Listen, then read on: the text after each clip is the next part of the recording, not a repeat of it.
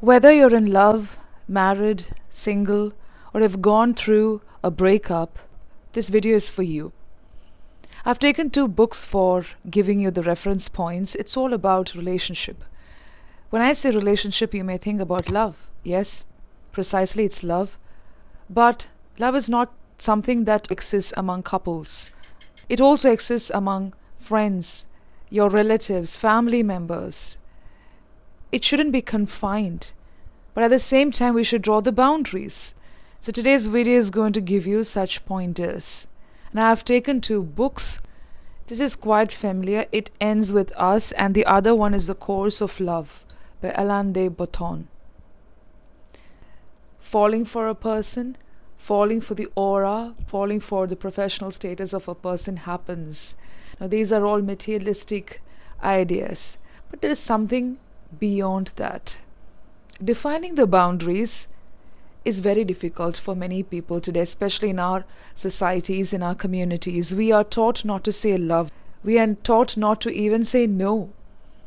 Today, though we are living in the post-modern and also the AI digital era, it's a bit difficult to openly speak about these ideas, emotions, and feelings. I'm happy that there is a revolution, and I'm happy that it is being openly questioned and spoken about with much thought and concern. You know that your mind is connected to the flow of thoughts, and that can directly interfere with the communication skills. When you have to speak with clarity, when you have to speak with fluency and flow, your mind shouldn't be muddled. Sometimes your mind will be clouded, it will have these patches of outbursts, sometimes shadows lurking and lingering, and that can be a result of your past, even the present, and also anxiety about the future. Haven't you felt so? Because we are going to use these couples as a reference points. You can purchase the books and read it and then let me know about it. You would have read the book, it's okay, you know the story, but the comparison contrast that I would like to draw from these books based on the reference points can really help you. So this book speaks about drawing boundaries, the nexus point between abuse and love is really confusing. There was a point when they thought that they were truly in love, and definitely they are madly, truly in love. But what is the problem? The problem is they didn't know where to define the boundaries. This book, It Ends With Us, is a story of Ryle and Lily. So they are the couples that we are going to look into, delve deeper. So they didn't know where to draw the boundaries. Specifically, they were entangled in love. It was beautiful. They experienced beautiful, true, genuine love. So you may have a question. Then what's the problem? Why did they break up, or why did they decide to not move further, specifically when they had a child? So drawing boundaries between abusive relationship and true genuine love is very important today, because most of the societies compel you to stop voicing your opinion, specifically to stop saying a no. You're not encouraged to say a no, especially in this patriarchal society. Now, this has got nothing to do with gender inequality, but we see that Ryle comes from a very terrible, tumultuous phase that he had in the past. So I'm not going to give you the entire story. So part of him clings to the absurd and you can say bizarre past, where he was forced to do something as a boy unintentionally. He killed his brother unintentionally. It was not because he really wanted to do it, because he didn't know that the rifle was loaded. But it clings to his subconscious mind and it keeps haunting him. And whenever he sees something unpleasant, unfavorable, or anything that can be exasperating, he's not able to control his emotions, regulate his feelings. The actions just come out unintentionally. So you may think about anger. It is beyond anger. It's about these sprouted emotions and feelings that were not dealt with properly as a child. So here you may think that it's all about the fragmented relationship that people go through. No, many of you have got trauma. The only difference is you don't identify with it. Many of us cling to it. Many of us keep moving forward, but at times it haunts, it comes up. It can be a subtle incident, a small scenario. It can be something insignificant, but your subconscious mind is really powerful. And here Lily is also a result of an emotionally immature parenting. Today, when we look at the news channels and when we read the newspapers, we get to see many people undergoing domestic violence. They don't know how to put an end to it. And there's a beautiful line in the story that says, the minute you decide to pursue it, or the minute you decide to undergo this journey just the last time, it's like you're giving a chance to the self to go through the turmoil. And you will not realize that this turmoil is itself a dangerous zone. So every time you decide to forgive, or every time you decide to take it up thinking that it's only the last time, or it was because of an unknown reason, it's more difficult to come out of it. So the more chances you give, the more difficult it becomes for you to untangle this dangerous thread of relationship. Here I'm not trying to say that you have to easily say a no to relationship where you can just take a decision based on fight, quarrels and things like that, because you have the answer to that here in this book. Okay, so this is quite successful, and this speaks a lot about romanticizing love. So let's finish with this. So we may think what's wrong because it's something that happens in the dreamland or in fantasy, in the fantasy world, where things happen in a smooth way. And there is an author's note also saying that there are times when they enjoy the romantic bliss through the relationship, but still when Lily has a child, she decides that she should put an end to it, and it's a mutual agreement. And there's one more person, there's a third person who comes in, and that is Atlas. You'll get to know more about it.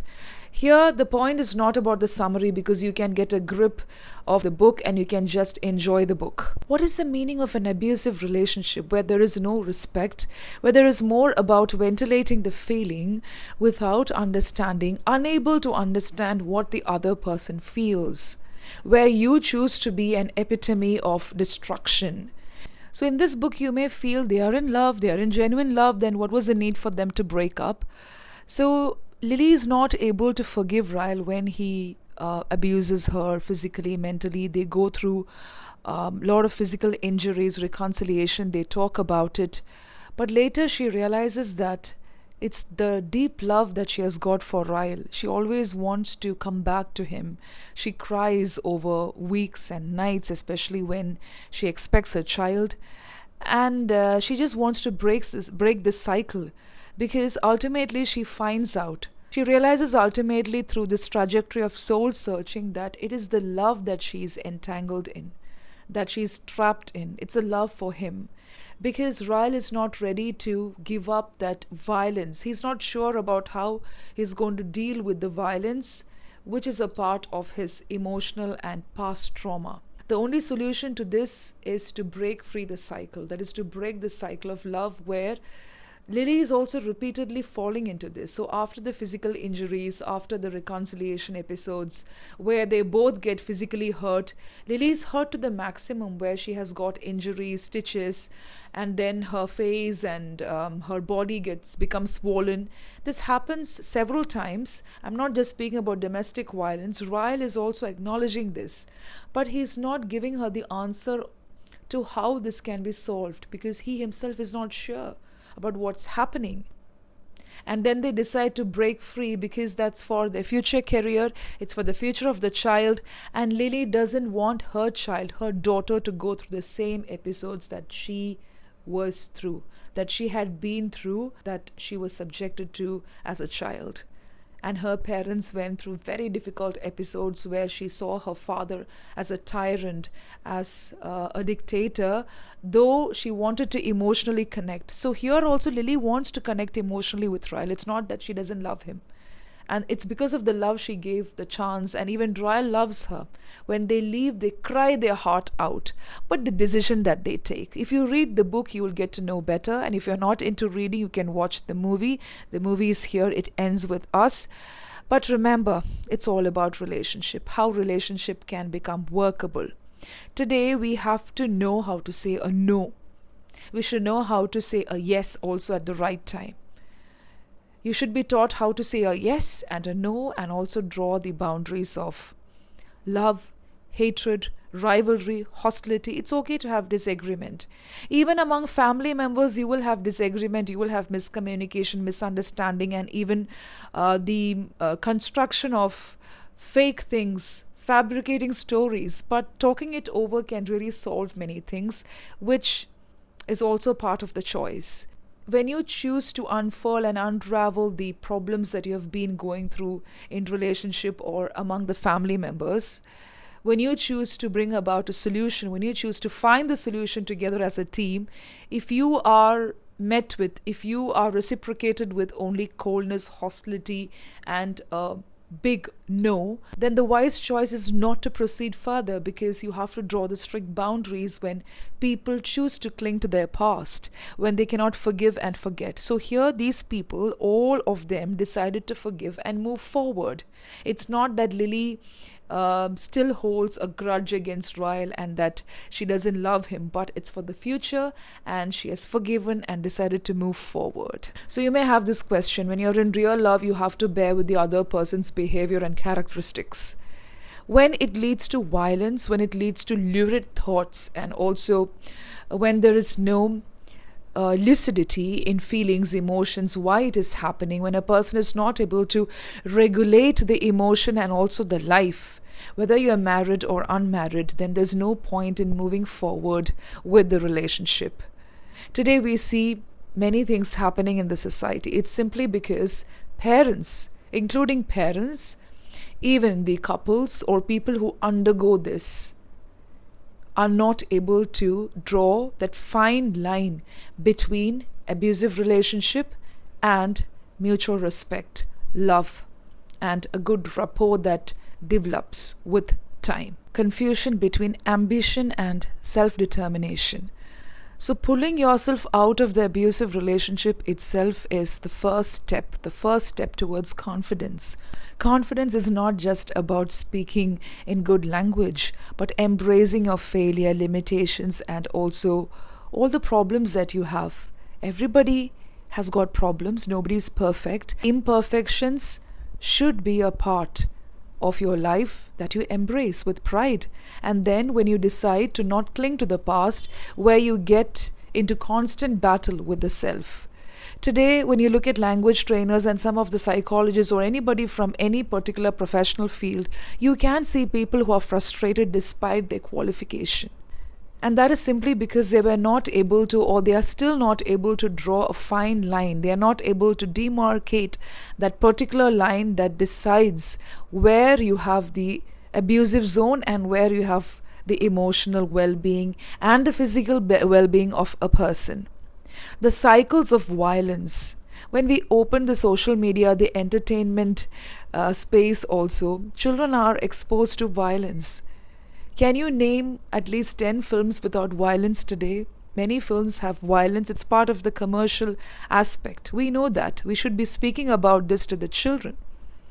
So violence is part of cartoons, animated series, everything. You have violence everywhere. So here, Ryle is not able to understand why he's behaving like this.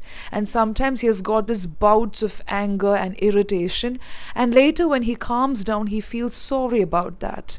But he's still not able to change himself, not able to transform, because he was not able to simply decipher and decode that fine line separating love, affection, and abusive relationship. And this hurts everybody. This hurts both Lily and Ryle, and it becomes a part of their life till they decide to take that final call. Most of the time we look at our parents as divine beings. Of course, they are part of our life, and because of them we are on this planet. But parents are also learning as they bring up a child. You should be able to understand this part. They are not perfect. They understand things, they analyze, and then they move forward. They may not know everything when they begin parenting, the parenthood, the journey of parenthood.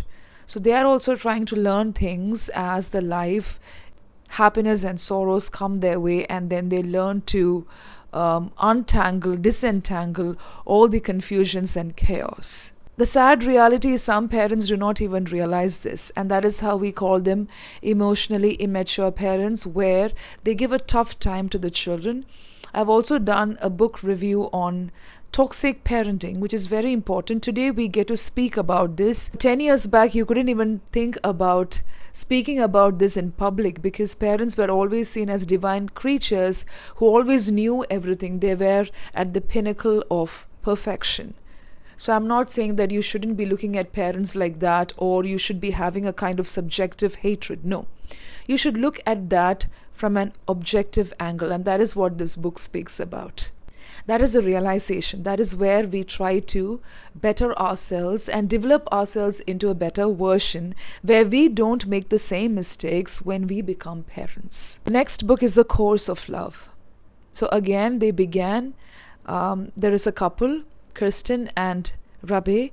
I don't know how to pronounce these names. I'm sorry. Please find out the right pronunciation.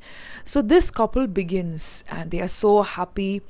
They are fully in love, submerged in the feelings and emotions of love, and then they decide to get married. Both of them come from fragmented relationship, and both of them did not know that they were going through this.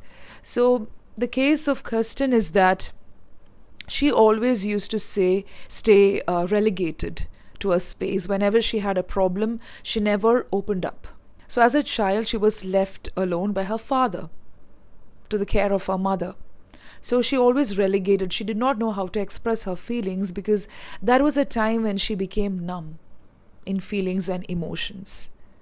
But when we talk about Rabbi, he was also into suppressive childhood where people did not encourage others or himself to speak, to voice the opinion. They had to always suppress. Then he suffered bouts of regression, repression, and then later everything comes out in the married life, because when you become adults, when you earn for yourself, when you know how to stand on your 2 feet, there is a kind of independent feeling that is developed from within, and then there is confidence. So they begin their life, they have beautiful children.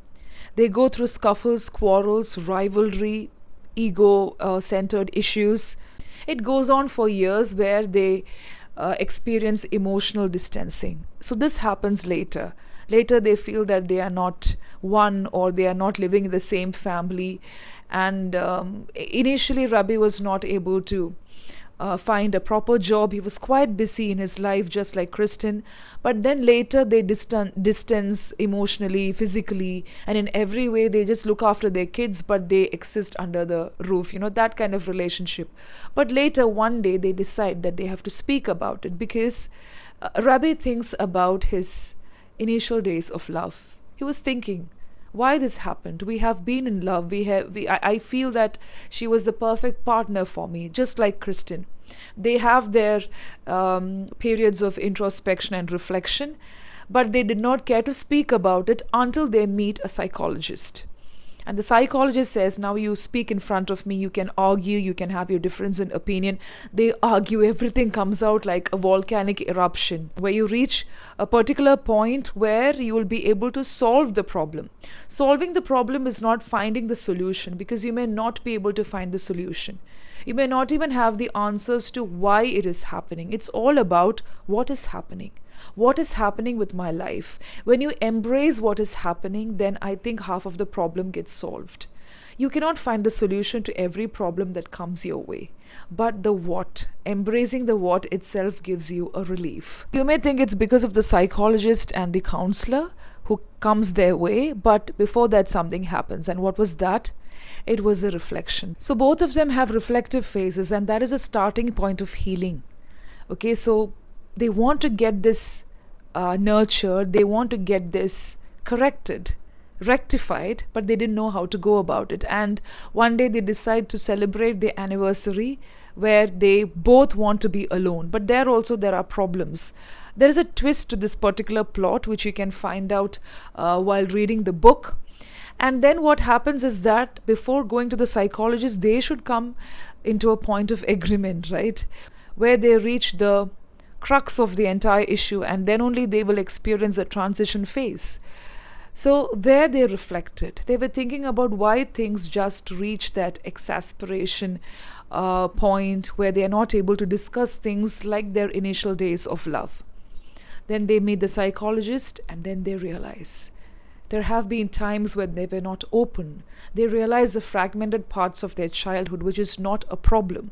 Instead of isolating, incarcerating people who are going through isolated phases of parenting, or you can say who are results of emotionally immature parenthood, I think it's good to speak to them. Even if you're not able to solve the problem, instead of running away, it's good to speak to them because they just want lending ears. Nobody can solve others' problems, and it's always advisable to meet a counselor, a psychiatrist, or a person who is authority, who's got the authority to give you the guidelines and pointers.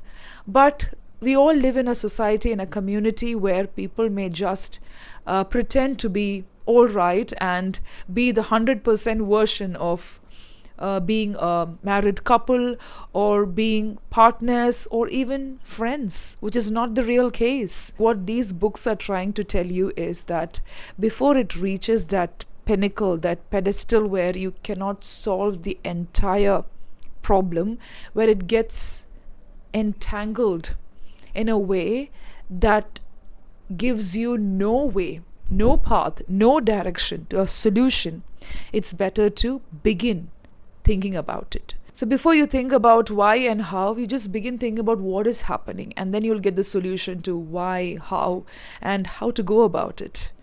Because when you don't think about what is exactly happening, you're not living in the present. It's more about anxiety, irritation. And many people who go through fragmented relationship and also have been subjected to fragmented parenting may know better. They'll be able to empathize in a better way. That is also mentioned in this book, where she goes through her journals. Lily goes through her journals. It's a good way of reflecting on what and how she felt during her childhood, how she was a victim of her parents' arguments and the violence that took place in her house. Some of the chapters will bring tears to your eyes, and there's a film based on this. But this is something that happens in our society. Only when we get to read about this in the news, we say ooh and ah, and we make a very big fuss about it, or we just spring to action where we at least discuss about it, thinking that it's the problem with the parent, or it's a problem with the society, it's a problem with that family, and it's not a part of your life. It can become a part of your life in an indirect way. It may not be direct in every case. When people decide to address the mundane, the conventions that's drawn by the society as part of conventional ideas or ideology, that is when problems creep in. The mundane, the conflict, the ideology of romantic love, where people say, yeah, arguments are part of building up the bond. That is what Course of Love shows through the story plot, where developing the bond is all part of arguments, speaking about the differences, where it really happened. Without quarrels and without problems, there won't be any strength in the bond. That is how it develops. So in both the books, you see scuffles and quarrels, but there's a kind of hostility that develops because of ego in It Ends With Us. And that is actually identified by both the persons involved in this relationship. Gone are the days where people used to think about ideal love, romanticized ideas of love. The notion was that love used to creep in with ideas of caste, creed, color, professional status. I think it's happening now also in the society, but many people have developed a pragmatic approach to love, and that is why many people are sustaining and even able to maintain the beautiful relationship that exists among families, friends, and also among couples despite the differences and problems. But we also come across people who embrace you despite the problems that you face and every part of your life. It's quite easy to say that things will come back to track, but who's going to be there with you to embrace your emotional and physical needs when you really have to cry out your heart just because of the problems you face? So romanticizing love is questioned in the Course of Love. In this particular book, where the author questions the ideas of romanticized love, ideal love, being in this utopian area, zone of love where you don't have any problems, where it's always agreeing to what the other person says, or even sacrificing and compromising. Everything should be balanced so that there is a fine line between abusive relationship, between violence, and the sincere, genuine love that develops with time, through the channels of indifference, ego, scuffles, rivalry, difference in opinion, and the different challenges that life gives you. So it's solving everything through coordination, cooperation as a team. And that is discussed perfectly in the course of love. In the other book, it ends with us. The identification happens, both come into a mutual agreement. They know that this is where they have gone wrong, they introspect, but it is also a decision that they take for their future, for their child. Okay, so when the baby is born, they decide that it's not going to work out. Certain highlights that Ryle is holding on to. It is not done intentionally but subconsciously. It is also good when you travel with a person through their challenges and weakness and problems. But when the person himself admits or herself admits that I will not be able to regulate this, or this is going to be a part of my life because of all that I have been through, then the decision comes into being. And that is what the author is also trying to say, drawing the boundaries. Last point is love shown as a skill. Today we speak about communication skills, we speak about so many other skills, but love is also a skill, because falling in love is easy. Retaining, maintaining, and also working it out as a team is very difficult, especially in the digital era. You're not a robot, you're not a machine. You are someone who needs the hug, the smile, and also all the emotions and feelings that a human being is supposed to experience on this planet. So I hope you understand the thin difference, the thin line that you have to draw in any kind of relationship, even if it's among friends, as teenagers, as children, with people at workplace, or even in your family. Draw the boundaries.